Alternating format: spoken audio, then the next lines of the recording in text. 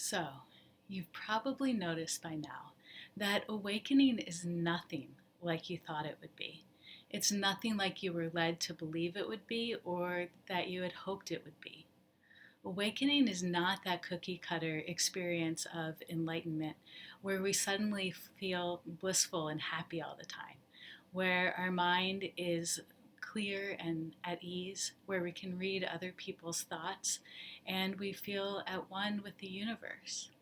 And though these can be side effects of awakening and doing the deep inner work, they're not at all what awakening is actually about. Because awakening is almost always a very messy and destructive process. It's more like crying on the cold, damp bathroom floor in the middle of the night, trying to sob quietly so that you don't wake anybody up. That was me about 12 years ago. My life was falling apart, my marriage was falling apart, and more than that, the internal chaos of thoughts, emotions, feelings, and energy that was running through my body often made me feel like I was going crazy, like I was losing my mind. There were days when I did feel blissful, at peace, and happy.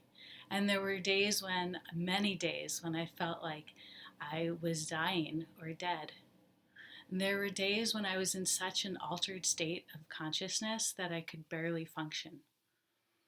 And though awakening is different for everybody, it is almost always uncomfortable, confusing, chaotic, and lonely.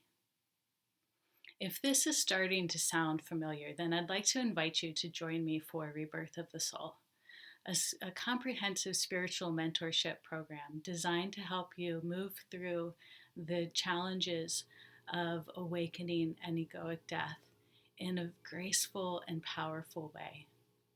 Together, we walk through the fears that have kept you paralyzed.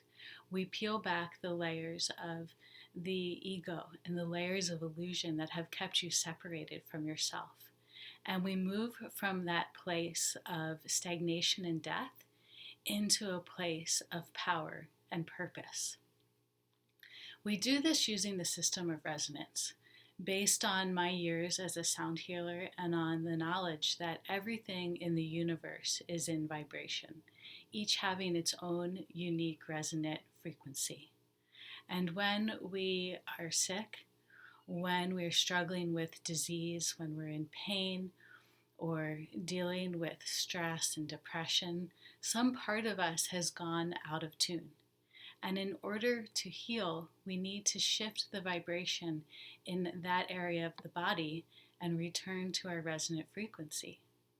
Awakening is no different.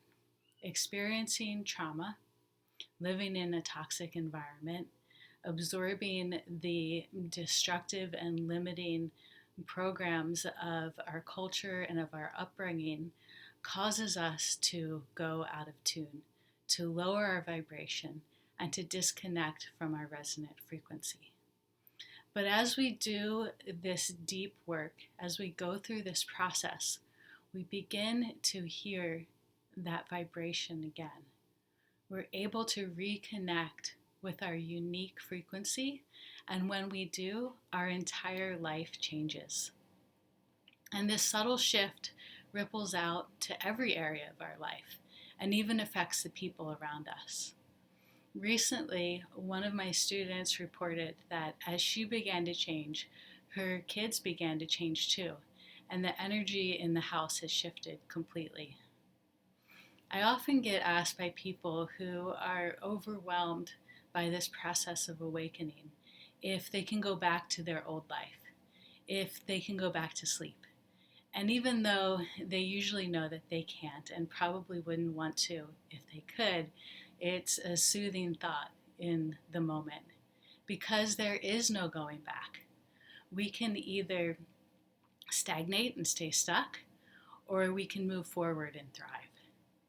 So if you're truly ready to move forward into a place of power and strength, then please click the link so that we can we can talk. We'll schedule a call and see if this program is a good fit for you.